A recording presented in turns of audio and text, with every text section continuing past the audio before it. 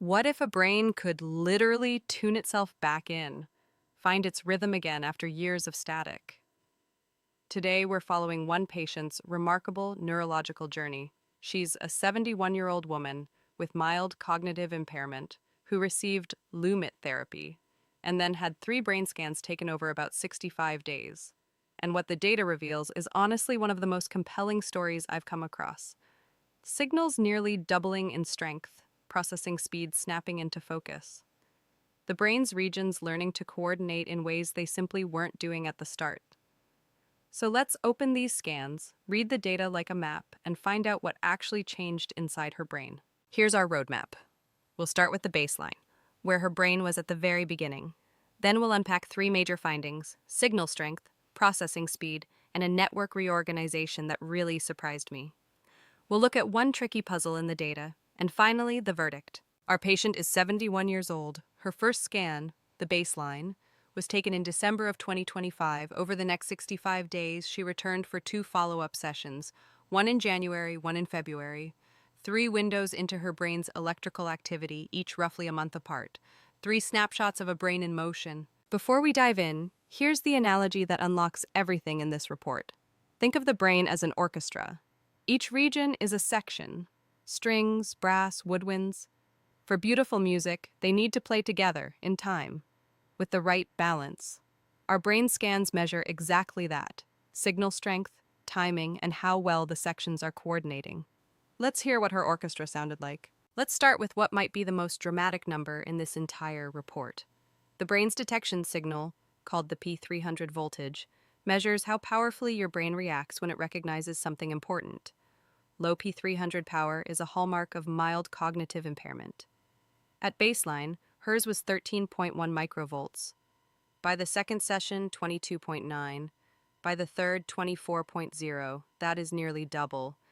In brain signal terms, that is a thunderous increase. Now let's look at timing. The P300 latency measures how quickly the brain fires that recognition signal. Delayed P300 is diagnostic for mild cognitive impairment.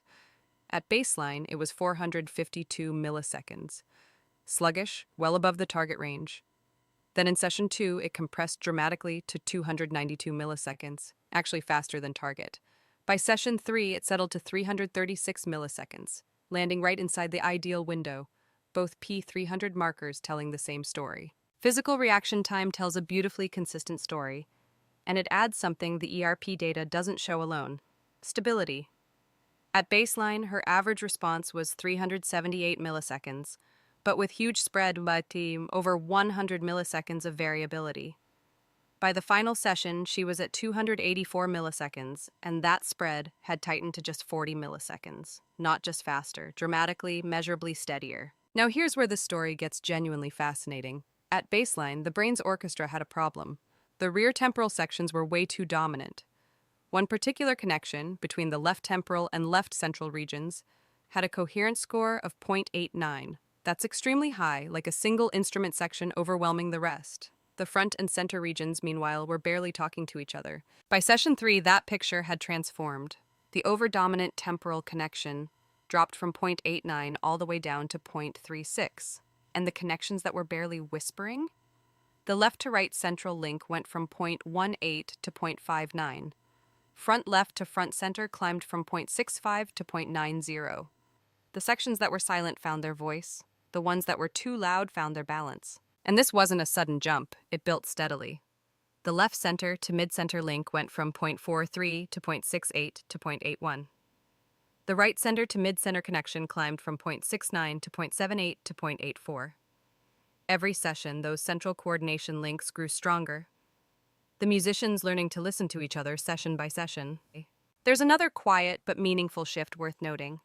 The balance of alpha activity between the left and right frontal regions was tilted at baseline, a ratio of 0.7 outside the target range. By session 2, it reached exactly 1.0, perfect balance.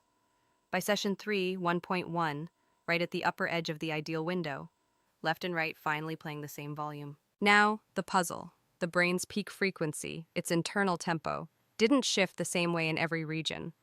The central parietal area actually slowed from 11.4 Hz down to 9.1, moving beautifully toward its target range. But the occipital region sped up, from 10.5 to 11.5 hertz, nudging slightly above its ceiling, two sections of the orchestra drifting in opposite directions, an open question worth watching. One more supporting thread, the theta-beta ratio, a marker of mental alertness, was sitting just below its target range in the first two sessions. By session 3, it reached 0.6, exactly the target floor. Small movement, but it completes the picture. Multiple metrics, across multiple dimensions, all nudging toward the same destination, a more balanced, regulated brain state. So here's the verdict. Over 65 days and 3 sessions, the 71-year-old with mild cognitive impairment showed consistent, multi-layered change. P300 power nearly doubled. Processing speed found its target range. Physical responses became faster and dramatically more stable. The brain's network reorganized from temporal dominance toward frontocentral coordination. Multiple independent metrics all moved in the same direction. The data strongly supports continuing Lumit treatment. The rhythm is building.